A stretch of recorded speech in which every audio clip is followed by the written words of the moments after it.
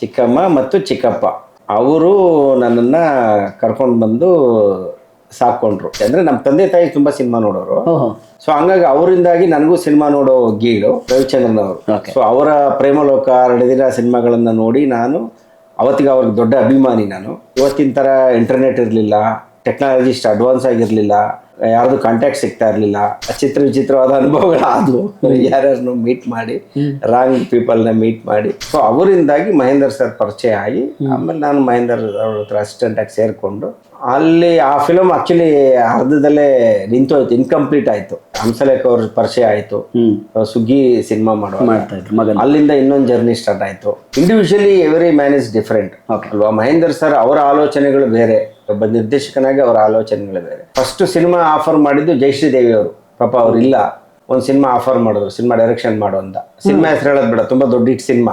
BC Patil ಅವರು ಅವತ್ತು ಕೌರವ ಮಾಡ್ತಾ ಇದ್ದೆ. ಅವ್ರ ಪಿಕ್ಚರ್ಗೆ ನಾನು ಅಸೋಸಿಯೇಟ್, ಕೌರವ ಸಿನಿಮಾಗೆ ನಾನು ಅಸೋಸಿಯೇಟ್. ಬಟ್ ಏನಂದ್ರೆ ಎಲ್ಲ ಮ್ಯಾಕ್ಸಿಮಮ್ ರೀಮೇಕ್ಗಳ ಹಾವಳಿ ಜಾಸ್ತಿ ಆವತ್ತು. ಸೊ ಇದರಲ್ಲೇ ಒಂದು 5 ವರ್ಷ ಹೋಗ್ಬಿಡ್ತು. 2002 ನನಗೆ ಮತ್ತೆ ಇನ್ನೊಂದು ಅವಕಾಶ ಬಂತು, ಈ ನಿನಗಾಗಿ ಸಿನಿಮಾಗೆ.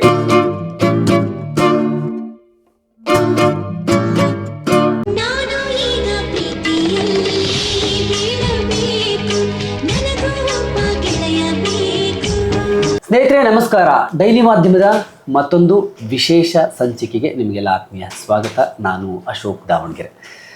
ನಮ್ಮ ಡೈಲಿ ಮಾಧ್ಯಮದಲ್ಲಿ ಪ್ರತಿನಿತ್ಯ ನೀವು ಗಮನಿಸ್ತಾ ಇರೋ ಹಾಗೆ ಸಿನಿಮಾ ರಂಗದ ಸಾಕಷ್ಟು ಮಾಹಿತಿಗಳನ್ನು ಕೊಡ್ತಾ ಇದ್ದೀವಿ.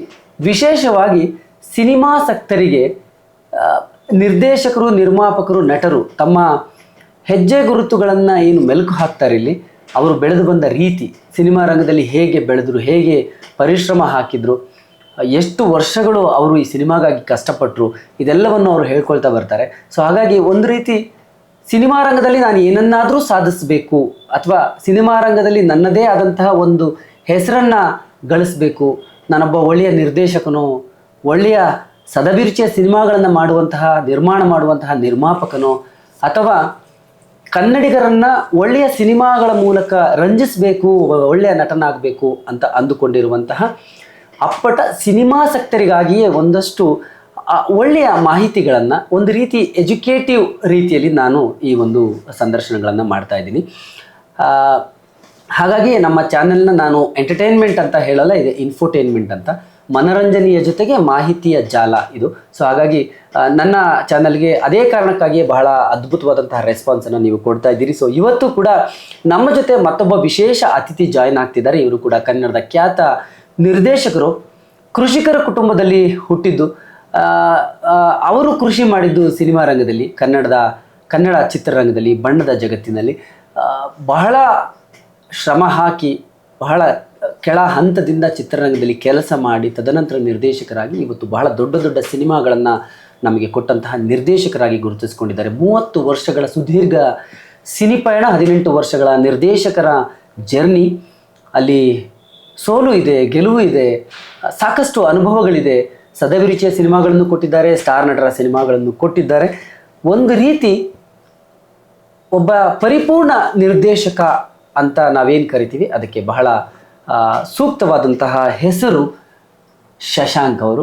ಶಶಾಂಕ್ ಅವರ ಹೆಸರು ಕೇಳಿದಾಗ ನಿಮ್ಮ ಕಣ್ಮುಂದೆ ಹಲವಾರು ಸಿನಿಮಾಗಳು ಬರ್ಬೋದು. ಫಸ್ಟ್ ಬರುವಂಥ ಹೆಸರು ಮೊಗ್ಗಿನ ಮನಸ್ಸು. ಅದಾದ ನಂತರ ಅವರ ಜರ್ನಿ ಬೇರೆ ಬೇರೆ ಬೇರೆ ರೀತಿಯಲ್ಲಿ, ಅಂದರೆ ಅವರು 6R ಸಿನಿಮಾ ಫಸ್ಟ್ ಡೈರೆಕ್ಟ್ ಮಾಡಿದ್ದು, ಆದರೆ ಮೊಗ್ಗಿನ ಮನಸ್ಸು ಅನ್ನುವಂಥ ಒಂದು ಸಿನಿಮಾ ಮೂಲಕವೇ ಶಶಾಂಕ್ ಅವರನ್ನ ಭಾಳಷ್ಟು ಜನ ಗುರುತಿಸಿದರು. ಸೊ ಇವತ್ತಿಗೆ ಸರಿಸುಮಾರು 12-13 ಸಿನಿಮಾಗಳನ್ನು ನಿರ್ದೇಶನ ಮಾಡಿದ್ದಾರೆ ನನ್ನ ನಂಬರ್ ಕೌಂಟ್ ಪ್ರಕಾರ. ಸೊ ಈಗ ಬ್ರಾಟ್ ಸಿನಿಮಾ ಬರ್ತಾ ಇದೆ. ಸೊ ನಮ್ಮ ಡೈಲಿ ಮಾಧ್ಯಮಕ್ಕೆ ಸಂದರ್ಶನ ಕೊಡಲಿಕ್ಕೆ ನಮ್ಮ ಜೊತೆ ಇದ್ದಾರೆ. ಸರ್ ನಮಸ್ಕಾರ. ನಮಸ್ಕಾರ. ಹೇಗಿದ್ದೀರಿ? ಚೆನ್ನಾಗಿದ್ದೀನಿ. ಸೊ ನಮ್ಮ ಚಾನಲ್ನಲ್ಲಿ ಈಗ ಆಲ್ರೆಡಿ ನಿಮ್ಮ ಒಂದು ಸಣ್ಣ ಇಂಟರ್ವ್ಯೂ ಬ್ರಾಟ್ ಬಗ್ಗೆ ಮಾತಾಡಿದ್ದನ್ನು ನಮ್ಮ ವ್ಯೂವರ್ಸ್ ನೋಡಿದರು. ಈಗ ಶಶಾಂಕ್ ಸರ್ ನಮ್ಮ ಡೈಲಿ ಮಾಧ್ಯಮದ ಜೊತೆ ಮಾತನಾಡ್ತಾರೆ. ಸರ್, ನಿಮ್ಮ ಜರ್ನಿ ಬಗ್ಗೆ ನಮ್ಮ ಚಾನೆಲ್ನ ವೀಕ್ಷಕರು, ನಾನು ಕೇಳ್ಪಟ್ಟಿದ್ದು ಕೃಷಿಕರ ಕುಟುಂಬ ಅಂತ, ಚಿತ್ರದುರ್ಗ ಜಿಲ್ಲೆಯ ಒಂದು ಹಳ್ಳಿಯಲ್ಲಿ ಹುಟ್ಟಿದ್ದು. ನಿಮ್ಮ ಕುಟುಂಬದ ಬಗ್ಗೆ ಫಸ್ಟ್ ಒಂದು ಸ್ವಲ್ಪ ಮಾಹಿತಿ ಕೊಡಿ ಸರ್. ಎಲ್ಲಿ ಹುಟ್ಟಿದ್ದು, ಹೇಗೆ ಬೆಳೆದಿದ್ದು, ನಿಮ್ಮ ಬಾಲ್ಯ, ನಿಮ್ಮ ಶಾಲಾ ದಿನಗಳು ಹೇಗಿತ್ತು ಅಲ್ಲಿ ಅಂತ. ನಾನು ಹುಟ್ಟಿದ್ದು ಚಿತ್ರದುರ್ಗ ಜಿಲ್ಲೆಯ ಹೊಳಲ್ಕೆರೆ ತಾಲೂಕಿನ ತಾಳ್ಯ ಅನ್ನೋ ಒಂದು ಗ್ರಾಮದಲ್ಲಿ. ಸೊ ನನ್ನ ತಂದೆ ಕೃಷಿಕರು, ತಾಯಿ ಹೌಸ್ ವೈಫು. ಬಟ್ ನಾನು 1 ವರ್ಷದ ಚಿಕ್ಕ ಮಗು ಇದ್ದಾಗ ನನ್ನ ಚಿಕ್ಕಮ್ಮ, ಅಂದರೆ ನನ್ನ ತಾಯಿಯ ತಂಗಿ ಚಿಕ್ಕಮ್ಮ ಮತ್ತು ಚಿಕ್ಕಪ್ಪ ಅವರು ನನ್ನನ್ನು ಕರ್ಕೊಂಡು ಬಂದು ಸಾಕೊಂಡ್ರು. ಅಂದರೆ ಅಡಾಪ್ಟೇಷನ್. ಓಕೆ. ಅಂದರೆ ಡಾಕ್ಯುಮೆಂಟ್ ಅಡಾಪ್ಟೇಷನ್ ಅಂತ. ಗೊತ್ತಾಯ್ತು. ಹಾಗಾಗಿ ತಂಗಿ ಅಕ್ಕನ ಮಗನೇ ಅಲ್ವಾ, ಅವಾಗ ಹಂಗಿತ್ತು. ಅವಾಗ ಸೊ ಅವ್ರ ಅಲ್ಲಿಂದ ನಾನು ಭದ್ರಾವತಿಗೆ ಬಂದಿದ್ದು. ಅಂದರೆ ನಮ್ಮ ಚಿಕ್ಕಪ್ಪ Bhadravati Visvesvaraya iron and steel company VIS ಅಲ್ಲಿ ಇವತ್ತಿಗೂ ಇದೆ, ಅಲ್ಲಿ ಕೆಲಸ ಮಾಡ್ತಾಯಿದ್ರು. ಅವ್ರು ನನ್ನನ್ನು ಅಲ್ಲಿಂದ ಭದ್ರಾವತಿ ಕರ್ಕೊಂಡ್ಬಂದು ಬೆಳೆಸೋಕ್ಕೆ ಶುರು ಮಾಡಿದ್ದು. ಅಲ್ಲಿ ನನ್ನ ಎಜುಕೇಷನ್ ಎಲ್ಲ ಭದ್ರಾವತಿನಲ್ಲೇ ಆಗಿದ್ದು. SSLC ವರೆಗೂ ಭದ್ರಾವತಿನಲ್ಲೇ ಓದಿದ್ದು ನಾನು. ಅದಾದಮೇಲೆ ನನ್ನ ಸಿವಿಲ್ ಇಂಜಿನಿಯರಿಂಗು ನಾನು ಚಿಕ್ಕಮಂಗ್ಳೂರಲ್ಲಿ ಮಾಡಿದೆ. ಅದಾದಮೇಲೆ ಸಿನಿಮಾ ಉಚ್ಚತ್ತಿಸ್ಕೊಂಡು ಕ್ಯಾಂಪಸ್ ಹತ್ಕೊಂಡು ಬೆಂಗಳೂರು ಕಡೆ ಬಂದೆ. ಬಟ್ ಈಗ ನೀವು ಮುಂದೆ ಕೂತಿದ್ದೀನಿ. ಒಬ್ಬ ನಿರ್ದೇಶಕರಾಗಿ ಕೂತಿದ್ದೀರಿ.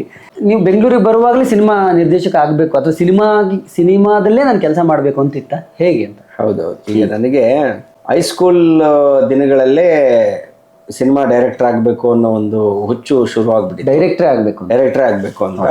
ಸೊ ಅದೇನಂದ್ರೆ ಚಿಕ್ಕ ವಯಸ್ಸಿಂದ ತುಂಬ ಸಿನಿಮಾಗಳನ್ನು ನೋಡ್ತಾ ಇದ್ದೆ. ಅಂದರೆ ನಮ್ಮ ತಂದೆ ತಾಯಿ ತುಂಬ ಸಿನಿಮಾ ನೋಡೋರು. ಸೊ ಹಂಗಾಗಿ ಅವರಿಂದಾಗಿ ನನಗೂ ಸಿನಿಮಾ ನೋಡೋ ಗೀಳು. ಸೊ ಹೈಸ್ಕೂಲ್ಗೆ ಬರೋ ಅಷ್ಟೊತ್ತಿಗೆ ನನಗೆ ಈ ಡೈರೆಕ್ಟರ್ ಆಗಬೇಕು ಅನ್ನೋ ಒಂದು ಆಸೆ ಉಟ್ಕೊಂಡಿತ್ತು. ಅದಕ್ಕೆ ಮುಖ್ಯ ಕಾರಣ ನಮ್ಮ ರವಿಚಂದ್ರನ್ ಅವರು. ಸೊ ಅವರ ಪ್ರೇಮಲೋಕ, ಹರಡಿದಿರ ಸಿನಿಮಾಗಳನ್ನು ನೋಡಿ ನಾನು ಅವತ್ತಿಗೆ ಅವ್ರಿಗೆ ದೊಡ್ಡ ಅಭಿಮಾನಿ ನಾನು. ಮತ್ತು ಅವ್ರಿಗೆ ಮತ್ತು ಹಂಸಲೇಖ ಅವರಿಗೆ ಅದೇ ನನಗೆ ಯಾಕೋ ಆ್ಯಕ್ಟರ್ ಆಗಬೇಕು ಅದು ಇದು ಅನಿಸಿಲ್ಲ, ನಾನು ಡೈರೆಕ್ಟರ್ ಆಗಬೇಕು ಅನ್ನೋ ಆಸೆ ಉಟ್ಕೊಂಡ್ಬಿಟ್ಟೆ ನೋಡಿ. ಸೊ ಅಂದರೆ ಆಮೇಲಿಂದ ಓಕೆ ಆಸೆ ಹುಟ್ಟಿತು. ಸರಿ, ಎಜುಕೇಷನ್ ಮುಗಿಬೇಕಲ್ಲ.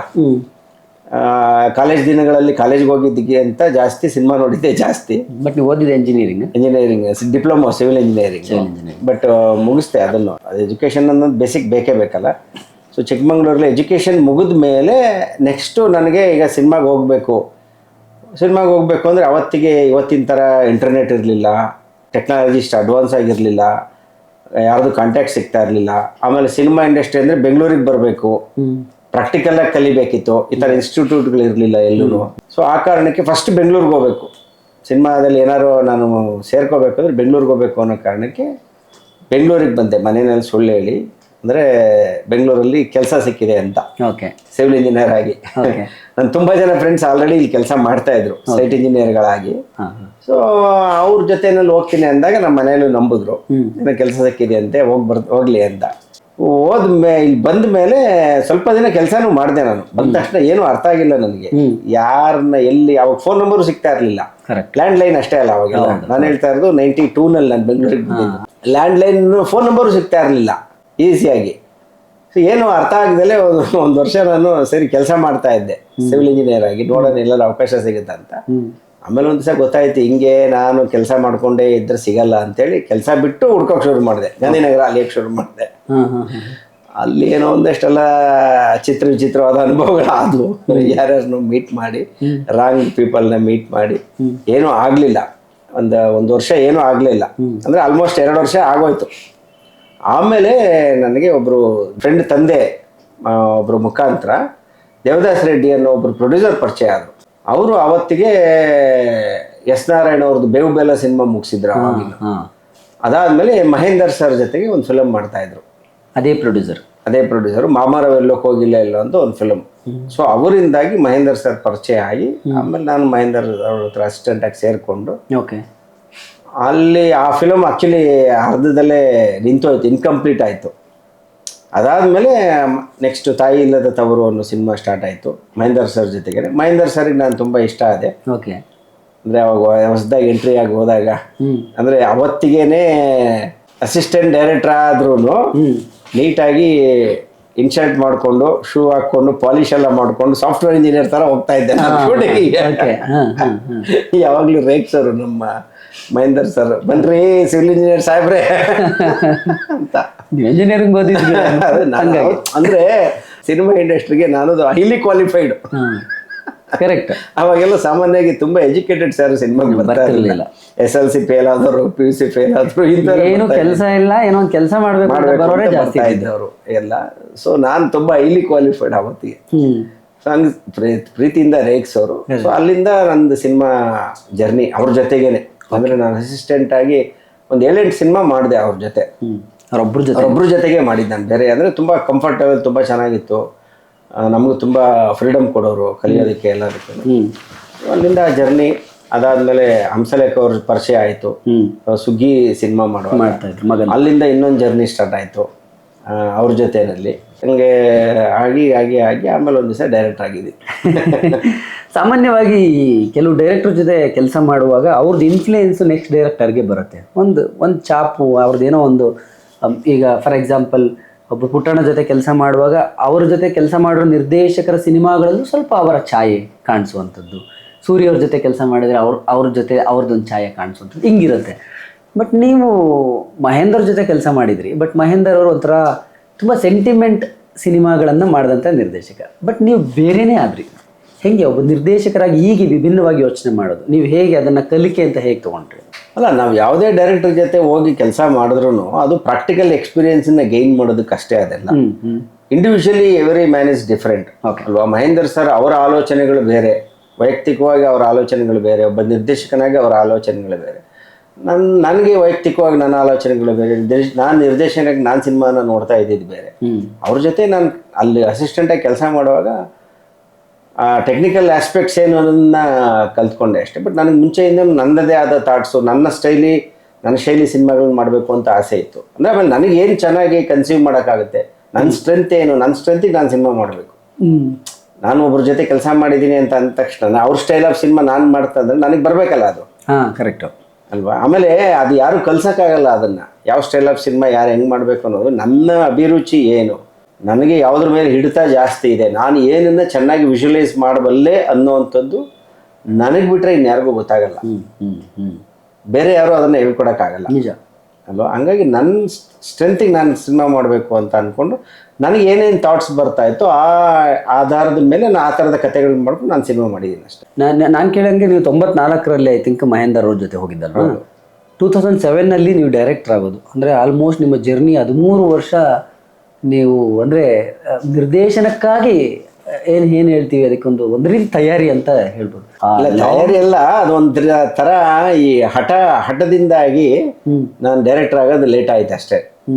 ಅಂದರೆ ನನಗೆ ತುಂಬ ಫಾಸ್ಟ್ ಇದೆ. ನಾನು 94ರಲ್ಲಿ ಅಸಿಸ್ಟೆಂಟ್ ಡೈರೆಕ್ಟರ್ ಆಗಿ ಕೆಲಸ ಶುರು ಮಾಡಿದ್ರು. 4 ವರ್ಷಕ್ಕೆ ನನಗೆ ಡೈರೆಕ್ಷನ್ ಆಫರ್ ಬರಕ್ಕೆ ಶುರು ಆಗಿತ್ತು. 98ಇಂದಾನೆ. ಹೌದಾ? ಹೌದು. ಓಕೆ. ನನಗೆ ಫಸ್ಟ್ ಸಿನಿಮಾ ಆಫರ್ ಮಾಡಿದ್ದು ಜಯಶ್ರೀದೇವಿ ಅವರು. ಪಾಪ ಅವ್ರಿಲ್ಲ, ದೊಡ್ಡ ನಿರ್ಮಾಪಕಿ. ಅವ್ರ ಕಂಪ್ನಿನಲ್ಲಿ ಒಂದು ಸಿನಿಮಾ ಅಸಿಸ್ಟೆಂಟ್ ಡೈರೆಕ್ಟರ್ ನಾನು ಕೆಲಸ ಮಾಡಿದಾಗ ಒಂದು ಸಿನಿಮಾ ಆಫರ್ ಮಾಡಿದ್ರು, ಸಿನಿಮಾ ಡೈರೆಕ್ಷನ್ ಮಾಡು ಅಂತ. ಸಿನಿಮಾ ಹೆಸರು ಹೇಳೋದು ಬೇಡ, ತುಂಬ ದೊಡ್ಡ hit cinema. But remake cinema ಅದು. ಅದನ್ನು ರೀಮೇಕ್ ಮಾಡು ಅಂತ ನನಗೆ ಆಫರ್ ಮಾಡಿದ್ರು. ಬಟ್ ನಾನು ಅವತ್ತಿಂದನೂ ರೀಮೇಕಿಗೆ ಎಗನೆಸ್ಟ್. ನಾನು ಬಂದಿರೋದು ನನ್ನದೇ ಆದಂಥ ಕಥೆಗಳನ್ನು ಹೇಳಬೇಕು ಅಂತ, ಯಾರೋ ಮಾಡಿರೋ ಸಿನಿಮಾನ ಕಾಪಿ ಮಾಡೋಕ್ಕಲ್ಲ ಅಂತೇಳಿ ರೀಮೇಕ್ಗಳನ್ನ ನಾನು ಒಪ್ತಾ ಇರಲಿಲ್ಲ. ಒಂದು 2 ಸಿನಿಮಾ ಆಫರ್ ಮಾಡಿದ್ರು ಆ ಥರ. ಓಕೆ. ಜಯಶ್ರೀದೇವಿ ಅವರು 2 ಇವತ್ತಿಗೆ ಹಿಟ್ ಸಿನಿಮಾಗಳದು, ಹೆಸರು ಹೇಳೋದು ಬೇಡ. ಓಕೆ. ಆಮೇಲೆ ನೆಕ್ಸ್ಟು ಬೇರೆ ಪ್ರೊಡ್ಯೂಸರ್ಸು ಅಷ್ಟೇ. BC ಪಾಟೀಲ್ ಅವರು ಅವತ್ತು ಕೌರವ ಮಾಡ್ತಾ ಇದ್ದೆ, ಅವ್ರ ಪಿಕ್ಚರಿಗೆ ನಾನು ಅಸೋಸಿಯೇಟ್. ಕೌರವ ಸಿನಿಮಾಗೆ ನಾನು ಅಸೋಸಿಯೇಟು. ಅವರು ಸಹ ಒಂದು ಸಿನಿಮಾನ ಆಫರ್ ಮಾಡಿದರು ಡೈರೆಕ್ಷನ್ಗೆ. ಸೊ ಅದು ರೀಮೇಕ್ ಅಲ್ಲ, ಅದು ಬೇರೆ ಒಂದು ಕಾರಣದಿಂದ ಬಿಟ್ಟೆ ನಾನು ಮಾಡೋಕ್ಕಾಗ್ದಲೆ. ಸೊ ಆಮೇಲೆ ಇನ್ನೊಂದು, ನಾನು ಎಲ್ಲೆಲ್ಲಿ ಯಾವ್ಯಾವ ಕಂಪ್ನಿಗೆ ಹೋಗಿ ಕೆಲಸ ಮಾಡ್ತಾ ಇದ್ದೆ ಎಲ್ಲರೂ ಫಿಲಮ್ ಆಫರ್ ಮಾಡೋರು. ಅಂದರೆ ನಾನು ಅಷ್ಟು ಸ್ಪೀಡ್ ಇದ್ದೆ ಅವತ್ತಿಗೆ. ಬಟ್ ಏನಂದರೆ ಎಲ್ಲ ಮ್ಯಾಕ್ಸಿಮಮ್ ರೀಮೇಕ್ಗಳ ಹಾವಳಿ ಜಾಸ್ತಿ ಅವತ್ತು. ಹಾಗಾಗಿ ನನಗೆ ಪರ್ಸ್ನಲ್ ಆಗಿ ರೀಮೇಕ್ ಮಾಡೋಕ್ಕೆ ಇಷ್ಟ ಇರಲಿಲ್ಲ. ಹಂಗಾಗಿ ಒಪ್ತಾ ಇರಲಿಲ್ಲ ನಾನು ಕಥೆ ಹೇಳ್ತೀನಿ ಅಂದರೆ ಯಾರು ಕೇಳ್ತಾ ಇರಲಿಲ್ಲ. ಯಾಕೆಂದರೆ ಅವ್ರಿಗೆ ಹೊಸ ಡೈರೆಕ್ಟ್ರು ಏನೋ ಹಿಂಗೆ ಕತೆ ಚೆನ್ನಾಗಿರ್ಬೋದು, ಹೆಂಗೆ ಮಾಡ್ತಾನೆ ಏನೋ ಅಂತ. ಇವಾಗಿನ ಥರ ನಾನೇನೋ ಒಂದು ಡೆಮೋ ಕೊಡೋಣ, ಒಂದು ಶಾರ್ಟ್ ಫಿಲಮ್ ಮಾಡಿ ತೋರಿಸ್ಬಿಡೋಣ ಅಷ್ಟೆಲ್ಲ ಫೆಸಿಲಿಟಿ ಇರಲಿಲ್ಲ ಅವಾಗ. ಕರೆಕ್ಟ್. ಕೆಲಸ ಮಾಡೋದನ್ನು ನೋಡಿದ್ರೇ ಅದರಲ್ಲಿ ಗೇಜ್ ಮಾಡಬೇಕಿತ್ತು. ಸೊ ಅವ್ರಿಗೆ ರಿಸ್ಕ್ ತೊಗೊಳಕ್ಕೆ ಇಷ್ಟ ಇರಲಿಲ್ಲ, ಆಫರ್ ಮಾಡ್ತಾ ಇರಲಿಲ್ಲ ಅವರು. ರೀಮೇಕ್ ಮಾಡ್ತೀಯ ಅಂದರೆ ನೋಡ್ಕೊಡ್ತೀನಿ ಅನ್ನೋರು. ನಾವು ಇಲ್ಲ ಬೇಡ, ನಾನು ಏನೇ ಆದರೂ ಸ್ಟ್ರೈಟ್ ಸಿನಿಮಾನೇ ಮಾಡೋದು ಅಂತ. ಸೊ ಇದರಲ್ಲೇ ಒಂದು 5 ವರ್ಷ ಹೋಗ್ಬಿಡ್ತು. ಆ್ಯಕ್ಚುಲಿ ನಾನು 2000 ಅಲ್ಲ ಒಂದು 3 ವರ್ಷ ಹೋಯ್ತು ಅಷ್ಟೇ. 98ಇಂದ 2001ವರೆಗೂ. ಓಕೆ. 4 ಇಯರ್ಸು. 2002ನಲ್ಲೇ ನನಗೆ ಮತ್ತೆ ಇನ್ನೊಂದು ಅವಕಾಶ ಬಂತು.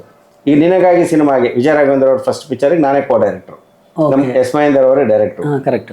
ಆ ಸಿನಿಮಾ ಆದ್ಮೇಲೆ ಆ ಕಂಪನಿಯವರು ನನಗೆ ಆಫರ್ ಮಾಡಿದ್ರು. ರಾಮೋಜಿರಾವ್ ಒಂದು ಸಿನಿಮಾ ಡೈರೆಕ್ಟ್ ಮಾಡಿ ನಮ್ಮ ಕಂಪ್ನಿಗೆ ಅಂತ. ಬಟ್ ಈ ಸರಿ ಏನಂದರೆ ಅವ್ರ ಪಾಪ ಓಪನ್ ಇದ್ರು ಸ್ಟ್ರೈಟ್ ಸಬ್ಜೆಕ್ಟ್ ಕೇಳೋದಕ್ಕೆ. ಸೊ ಆವಾಗ ಅವ್ರಿಗೂ ಹೇಳಿದ ಕಥೆನೇ ಮಗ್ಗಿನ ಮನಸ್ಸು. ಹಲೋ, ಎಲ್ಲರಿಗೂ ನಮಸ್ಕಾರ. ನಾನು ನಿಮ್ಮ ಪವನ್ ಮುಡಿಯರ್ ಮಾತಾಡ್ತಾ ಇದ್ದೀನಿ.